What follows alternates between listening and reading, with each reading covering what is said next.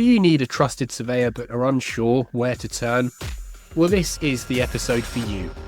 Within this episode of Heal Your Home, I have the great honour and privilege to have been speaking with Paul Bagust, the Head of Property Standards for the Royal Institute of Chartered Surveyors. Now, the Royal Institute of Chartered Surveyors, or otherwise known as the RICS or RICS, are a global regulatory body that have anybody who is in real estate, land surveying, or general surveying within the built environment.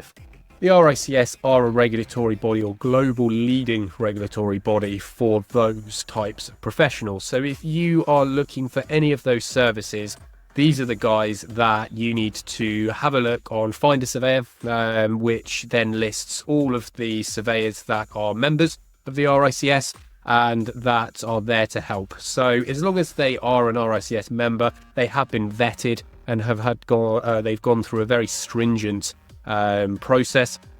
So the RICS is there to also hold those surveyors and professionals accountable. So if you end up getting advice that may or may not be best practice, for example, or you may not agree with it, the RICS are there to make sure that you are also protected as the end customer. So it's really important to make sure that you go through a regulatory body such as the Royal Institute of Chartered Surveyors when looking for a professional to engage. Heal Your Home with Jason Ratcliffe, the home health expert. It gives me great privilege to introduce my interview with Paul Bagust.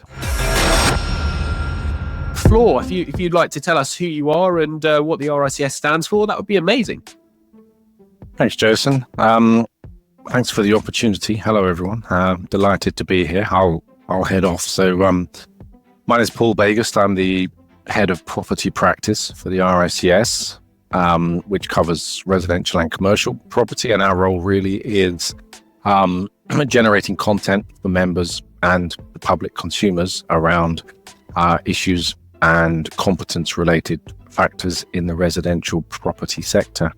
For those who don't know, RICS, Royal Institution of Chartered Surveyors, a membership organisation, over 100,000 members globally, covering all matters of land, property and construction, so a very broad area. So we like to think we have a pretty good understanding of all the issues relating to the sector, from construction all the way through to planning and then all the way through to operation and use as it applies to the residential sector. And clearly we have quite a large amount of our work relates to discussing, influencing and working with organizations shaping public policy as well. I'll hand over to Mairead, who's really our in-house expert. Thanks, Paul. Thanks, Jason. It's lovely to be here with you today. So, my name's Mairead Carroll, and I work at RICS, and I work in the property team as a senior specialist on residential. So I cover things like agency management, so lettings agency, estate agency, property management, but also I've worked for housing associations and for National Housing Federation and for a range of other bodies in the past. And so I pick up on a few other bits and pieces supporting our policy team. And also I have a look at modern methods of construction and how that applies to the residential sector as well. So it's a relatively broad brush looking at quite a range of areas that affect our members. And I always forget it. I think it's probably because it gives me the biggest headaches, but service charges as well and leasehold reform sit with me. And so those are two things I also look at. Amazing. So thank you so much. So, I mean, I know the RICS, I've been working with them and I'm one of their members for a few years now. Is such a huge organisation and is so important to the industry. But, from a living condition perspective for people that may be kind of homeowners or landlords or even tenants to some degree, where does the RICS kind of sit with supporting those types of people and kind of making sure that, I suppose, regulations and things are also addressing this type of issue? And I think it's a really good question. And at the outset, I think we've said it, but we'll say it again. Our RICS at its heart is a organisation that acts in the public interest. So we are here for the public good. So that would be an example of why it's really, really important that we have people who are professional and have professional competence managing the built environment. That's the broad overview. You can apply that to offices, you can apply that to any school, hospital, or residential dwelling. That these issues are now much better understood, I think, and therefore the solutions are being demanded, and they have to be provided by professions. Professionals are really, really important in this, and I know Mairead's been doing a lot of work around it, but in terms of the principle, this is something that's very much at the heart of what we do, because the impact the profession has on our society is pretty significant, I think. But I'll let Mairead explain. Yeah, so if you think about it in terms of what RICS professionals are doing and where they are working. So from the homeowner, we got the home survey standard at the very, very kind of like that key piece that if you are buying a property, we would always recommend that you get a home survey done before you go through that purchase, because that report will pick up some key things in that property that you might need to be taking into consideration before you buy it, or if you choose to go ahead and buy it, in terms of how you live in that home going forward, what you might need to do to it, how do you respond to things that are being picked up in that. We are also doing some work on a retrofit standard, which will look at actually how do we help people who already own their homes, bring them up to and improve their energy efficiency, improve the quality of those homes that they already own. We then think about, we have surveyors working in housing associations who are going out and looking at the stock of those housing associations and those local authorities, and bringing their expertise and their skills into working with local authorities and housing associations about improving the quality of the built environment for people who are living in social and affordable homes. We then have people who work in leasehold management as surveyors. And actually, they've got a huge role to play in working around things like the Building Safety Act, about making sure that our leasehold blocks that people are living in are safe, are in a good condition. So the work that our surveyors do covers across a whole range of different areas within the residential sector in terms of that healthy home side. It might not necessarily have a badge that says we're working to make homes healthy, but actually the work that they do across those different aspects actually leads to thinking about actually how well we use our homes and how well our homes support. Fantastic. No, that's really, really good to know, and our listeners would I think that's really important for them to be aware of. And when you were saying about retrospective or retrofitting and improvements to older sort of existing stock, what kind of things would a kind of a surveyor help guide, or an RICS member help guide and kind of improve on those? Because obviously I know you have to be quite impartial in these moments, but from a hands-on perspective, speaking to a lot of contractors and things like that, they can. It's quite difficult, really, isn't it? Because kind of you're almost at that middle position between the contractors and the homeowners to make sure that the work's being done are almost done correctly and without causing damage. So it'd be really great to know kind of what your interpretation of that would be from an RICS perspective.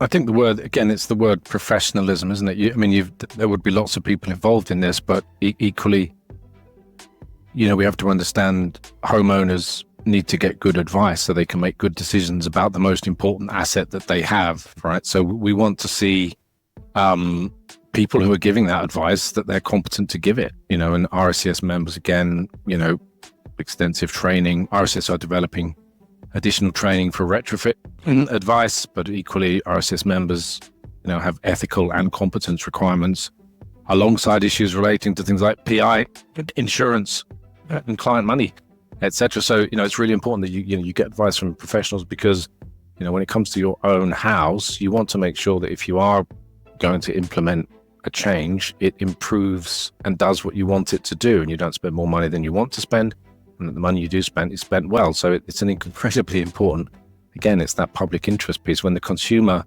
engages with an RICS member, they should know they're getting professional advice they can rely on. Otherwise, people can make the wrong decision, and those things have horrific consequences. And potentially expensive consequences as well. So, I live in a 1930s home. It has all the joys of a 1930s home, but it also has the problems of a 1930s home. So if I'm going to retrofit my home, which I will be doing at some point, where do I start? What is the key things for me to be doing as a homeowner? Because we all know that you are working to a limited budget. So having that independent professional advice will hopefully help me at that point at which I get round to doing this, which will be some point in the next year or so, work out actually what my priorities are. Because there's no point me kind of like saying as a homeowner, I'm going to put new windows in if I don't sort out the loft insulation. But then it is very easy because you talk to a very nice, happy window salesperson who says, oh, yeah, put the windows in. One thing, absolutely. Yeah. And so you think, all right, I'm going to put the windows in. And then actually you realize that as lovely as those windows are, the heat is still escaping through the roof because you didn't put the loft insulation. So what we have with an RICS professional is they can turn around and they can say, actually, these are the things that will make the biggest improvements. These are the things that you need to do. So you don't end up going around piecemeal, kind of like going, I'm going to replace the windows. Now I'm going to do the radiators. But actually, the fundamental problem is still there because I haven't insulated the loft, because nobody's come around to say to me, knocked on my door and said, do you fancy insulating your loft? Because it's actually quite difficult to find somebody to insulate your loft at the moment. So I think that's what we can bring. That's what we can bring as RICS. That's what an RICS professional can bring. So that actually the homeowner is doing something in a sensible way that reaps the best rewards for them, and means that actually, they get the benefits of that retrofit that they do. Yeah, no, absolutely. Thank you so much for that. And I think it's also one of those things where there's that misconception of potentially saving money by saying, I don't need to go to an RICS surveyor. I can go to a contractor myself. And, we'd all like to think contractors would have the client's best interest at heart, but there are those out there that we all know that unfortunately don't. And then, being able to then, I suppose, reverse any of those impacts are almost more expensive. Well, they're more expensive potentially and more stressful than actually just hiring a surveyor in the first place to help guide that transition. That's a really, really good point. So thank you so much. And going kind of on a different sort of, I suppose, guiding the conversation in a little different way, the Renters Reform Bill is something that's kind of coming up and coming through to potentially change the way that the lettings industry is going to be kind of needing to act and react within the UK. Would it be okay just to, for those that don't know what the bill is, just to kind of give a brief overview of that? So Renters Reform Bill was introduced to Parliament last year. Yes, let me just remember what year we're in, 2024. Yeah, 2023 last year. It is currently, it's been through the first reading and through the second reading. It is now finished the committee stage in November last year, and it's at report stage and third reading, and we don't have dates for those things as yet. It introduces some key reforms into the private rented sector, and these include the abolition of Section 21, which has been amended slightly to link it in with court reform, and then also looks at converting assured short hold. So sorry, I'm jumping ahead, aren't I? Because I often do on something like this. Is that abolition of Section 21 means that there's the no fault eviction. It's so the landlord can't send a Section 21 notice, or the agency can't send a Section 21 notice, and there has to be a reason for that eviction, and processes followed. It converts assured short-hold tenancies into assured tenancies. So a short-hold tenancy is some people would say slightly more flexible. It runs for a period and then kind of goes on a rolling monthly basis. An assured tenancy doesn't necessarily have a start or end date. You just come in and then you follow it through.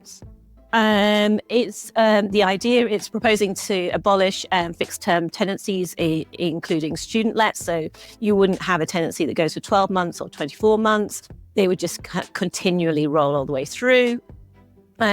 It's changing or putting in a new section on Ground 8 for possession, and I'll come to that in a moment. It's also picking up on some new provisions for rent and a kind of like a single procedure to increase rent that the tenant pays, and a new mechanism to repay rent paid in advance. Also, one of the ones that people pick up on a lot is a new right for tenants to request consent for a pet, a new property ombudsman, a new private rented sector database, which is also known as the property portal, decent home standard for the private rented sector, which, if you're a surveyor, you'll know about decent home standard and how that works in the social rented sector. They're looking at moving that through to the private rented sector, but also DLUC, the Department of Levelling Up Housing and Communities, are already looking at kind of like a second version of that decent home standard and bringing in some new things there. And also kind of like ending some discriminatory practices. So you wouldn't be able to ban children or people who are on benefits. Going back to that section 8, about the grounds for possession, recently, I think it was last week, some information came out on looking at tightening up antisocial behaviour and how you can address antisocial behaviour. I would recommend that you go and check this out yourself, because I read it briefly and I haven't had a chance to look at it in detail because there's an awful lot happening at this moment in time. But I think it's a kind of like almost like a 3 strikes and you're out. But I really strongly recommend that you go and find somebody who has been paying a bit closer attention to this in the past couple of weeks than I have been. But yeah, go check that out. But there is definitely going to be changes on antisocial behaviour. And then there will also be able to, there'll be some things on at 2 months' notice. So there's quite a lot that is currently within the bill. However, there's also been an awful lot of amendments made to the bill. And at the moment, as I said earlier, we don't have a time frame for when this will be coming back. So it's really difficult to know what's going to happen with it and when it's going to happen. And the theory at the moment is that government are going to prioritise leasehold reform over renters reform, and renters reform may come slightly later on in the year. But as we all know, we're waiting for a general election, so anybody's guess is probably a good one. I'd probably go and check out and see what the bookies have got, because they're usually the ones who are right. Absolutely. And just kind of going on that no-fault eviction and the abolishment of that, if hopefully it does come in. So a lot of people that have, I suppose, below acceptable living standards, that are tenants, for example, I think one of their main issues is they fear being, I suppose, kicked out, evicted from their house. I think that something like this, do you guys think that would really, I suppose, give that protection, so that if somebody raises one of these issues, I know you can't have a vengeful kind of notice or eviction, but people aren't really necessarily aware of their rights or the protection in place. Do you think that this might kind of educate them a little bit further in that?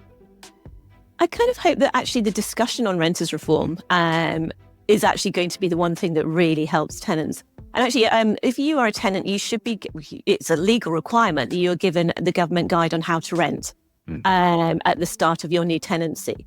And hopefully actually having these conversations and the media interest in renters reform will help tenants see and think, actually, these are the things that I should be expecting of my landlord, these or my lettings agency or whoever.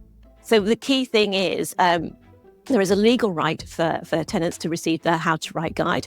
That should be given to them at the start of the tenancy. That sets out, it's a really, really good guide. It's a government guide. It sets out all the things that as a tenant you should be expecting of your landlord, but also your obligations as well as a tenant. And and I think one of those things is with the interest that we're seeing, I really hope it will help tenants feel better educated about their rights, but also support landlords, because there are some very good landlords out there in helping tenants understand their responsibilities, as well as landlords help understanding their responsibilities as well.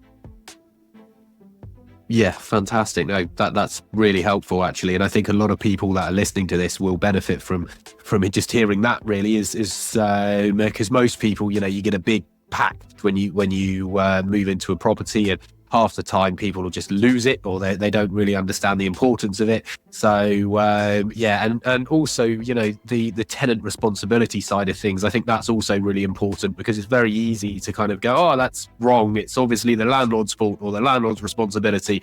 It's not always the case. So that's fantastic. So when you were kind of touching on the Leasehold Reform Act, what just in kind of introductory terms, what's the importance of that coming through?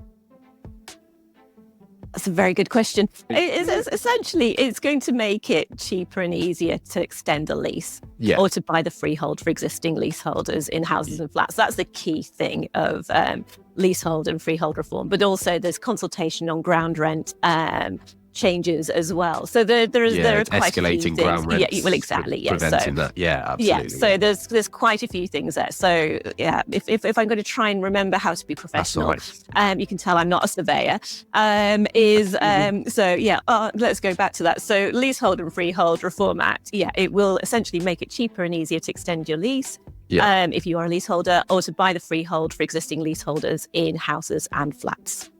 Yeah, fantastic. And the final question on this then, and is more to do with kind of the effect. If people such as tenants or homeowners are feeling like their home might be affecting their health, or hard to heat, or any kind of concerns, from your opinion, what would be the first step? How would they kind of get the help that they need, or guidance? I think depending on what their situation is, and who they're with, going to your housing association, if you're a housing association tenant, your landlord, if you are a private rented sector tenant, and your energy company are really good, have done an awful lot of work over the past 12, 24 months on supporting people with terms of working through their bills and any concerns that they have about heating their homes. So I think it's well worth checking out the resources that are available through landlords, through your housing association, or through your energy company, depending on what you're looking at. And then also there is an awful lot on, there's a number of different, citizens advice, shelter. There's a range of different organisations out there who provided an awful lot of information and guidance to people over the past 12, 24 months on some of those challenges that people might have faced in terms of heating their homes and running costs that they might have experienced. Fantastic. Okay, no, thank you. And lastly, from a public perspective, if they need sort of help or anything from the RICS or from this podcast, what would you advise, or how would you advise them to kind of contact the Royal Institute of Chartered Surveyors if that is possible? We do have a range of consumer guides, which I think are useful. I think one of the things you would always want for consumers is to inform themselves of their rights, their legal rights, and also places where they can go to get help, as Mairead said. So we have a range of consumer guides on everything from sort of home surveys to flooding and damp and all sorts of issues. So if you were to go onto the RSS website, I'm sure if you search for the consumer guides, that would be a pretty good place to start. And there's also various links into sort of find a surveyor, opportunities to go and talk to somebody. But I think the fundamental point is it's really important that you get advice from people who know what they're talking about. So get professional advice and ensure you know you're right. Ensure you know the remedies that you might be looking at and how much they might cost and how you might go forward. I think you can't be informed enough as a consumer. So we have some good information on that, I think, on the RSS website. Fantastic. Well, thank you both so much for giving up some of your time today. I know how busy you both are, and hopefully this chat will help some people out there in the UK. So thank you very much. Thank you for having us. Carry on really good work. Jason. Thank you. problem at all. Happy to come Absolute back. pleasure. Okay, lovely. Okay. Really Thank you. appreciate Take it. care. Thank you, guys. Bye. All right. Ciao. And now, a listener question for Heal Your Home. So for this episode, we have a listener question from Claire in Bodmin. She has an older bungalow, I believe 1930s-ish, by the look of this email. And she is suffering, like many people, with heat loss and excessive heating bills. So, and not to mention everything that comes with it, such as condensation and just generally unpleasant living conditions. So what really to do about it within a budget that is relatively low? Because obviously it's all very well saying we can go and clad everything or insulate everything, insulate the roof and make everything a lovely warm envelope and double glazing or triple glazing, but not everybody has those types of budgets. So the main thing really is, before spending an ounce of money, I would advise getting a professional in to do a thermographic survey. Thermographic surveys are infrared surveys which pick up heat or the radiation element or output of heat, which then, in layman's terms or simple terms, you can then pick up where there's excessive heat loss. So rather than going along and spending an awful lot of money on things that may not be justified within a property, because every property is different, doesn't necessarily mean one size fits all. So doing a thermographic survey will help identify those problem areas for your property, and then after that, then go and get a professional's interpretation and then look for the right contractors to do so. I'm assuming, without doing one myself, there'll be things that you can do which are cost effective, such as improving roof void insulation. You want to make sure it's very cozy in the roof. You can have this as mineral wool, sheep's wool insulation of a minimum of 300mm. That's the typical going acceptable depth, making sure it's fully covered without blocking the soffit vents because that's another issue in its entirety. And making sure that any electrics are covered and inspected by an electrician. So the roof is a huge area that can allow heat escape from a property. So by just doing that very small improvement, which really doesn't cost a lot, and there's all sorts of retailers around that can easily pick up, or you could pick up mineral wool, sheep's wool, things like that, if you're DIY savvy yourself. And the labour cost shouldn't be a huge amount anyway, so be careful if anybody is charging you too much money for that job. There are alternatives as well, such as double glazing, if your double glazing is older, or if you only have single glazing, and which can really help with improving the thermal efficiency. As well as that, I don't know, you didn't put in your email whether or not you've got a timber suspended floor or anything like that, but if it's timber suspended, you may well be able to get some insulation within that the floor void underneath the floor, but make sure that you can still allow that timber, the joists, etc., to breathe. So it's important to ask those questions to the contractor. If it's a solid concrete floor, then a potential aluminium or foil based insulation would work very well for you. And again, all of these things, they are a little bit more intrusive, but they can make a massive difference. So I hope that helps. But out of all of that, go and get a thermographic survey done. And then you can then have a much better rounded idea as to what you need to do to improve your property. Jason's tenant top tip. So this week's tenant top tip for Heal Your Home is addressing cold spots with your landlord. Now, this can be like any conversations regarding improvement or maintenance works with landlords, depending on your relationship with your landlord, can be strenuous, and it can also be quite stressful. Not to mention the scary factor that is a common misconception that landlords can then just kick you out if you're causing what they would potentially class as a nuisance. So the main thing here is communication. It's getting the right facts in place and also coming across fairly. So make sure you're doing everything you can as a tenant before approaching your landlord or letting agent. So making sure you're well ventilating your property, make sure you're utilizing extractor fans as and where appropriate. Make sure you're opening and closing windows, trickle vents, that sort of thing. The trickle vents are on the top of the windows, but also making sure you're airing clothes outside of the property, not inside. So you're reducing your what you call occupational behaviour, so how you act within your property, to help reduce those risks of cold spots occurring, because essentially if cold spots are there, what you're doing in the property is not going to remedy the fact there's a cold spot, but what it is going to do is reduce the condensation buildup, which can reduce black spot mold. So that's what you can do yourself. And then going forward, then obviously discussing this with a landlord or letting agent, it's very important to make sure that you've evidenced that you've done everything you can, because this is the first question you will very much likely see. And then also then try and get a gauge as to the fairness of what you're asking as well, because, you know, some things can be overkill for a remedy, and some contractors may come in and see multiple things that they think may be the issue, but actually maybe something completely different, and it may be wasting the landlord's money and also disturbing you as the occupant of that property more than it needs to be.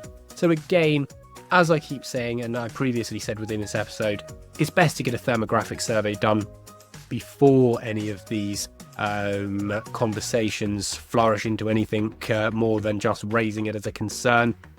Also, it very much depends on your relationship with the landlord. Some landlords are very active and they're very responsive and caring, and they will take you seriously and work with you on these problems, and that's fantastic. And I think once you've got through the first stage of doing everything you can as a tenant to make sure you're reducing those risks of black spot mold occurring, condensation, etc., and then you've gone through and got a thermographic survey, whether that's the landlord getting it, whether it's yourself, whether you split the cost, that's entirely up to you.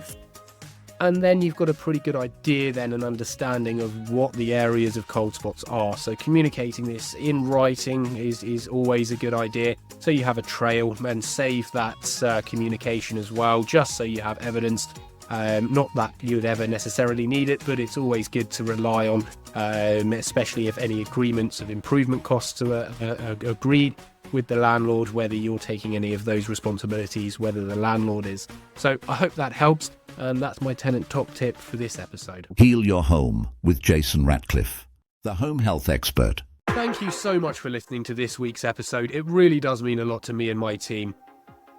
Check out the website at homehealthexpert.co.uk for more information, to check out the services that we can help with for you and your family and improve your home's health, and also for the top tip guides that we have available for you. You can submit listener questions through our website and also by emailing our team at info@homehealthexpert.co.uk, or by searching for Home Health Expert on Instagram and Facebook. We will try our absolute best to get round to your questions and help your family out to improve your home's health. Don't forget to subscribe to Heal Your Home wherever you get your podcasts, or on YouTube if you're watching along. Thanks again for listening, it really does mean a lot. We could not do this without you, and in actual fact it would be completely pointless. So please send in your questions, and I look forward to you joining me in the next episode of Heal Your Home. Your health, your future, it all starts here.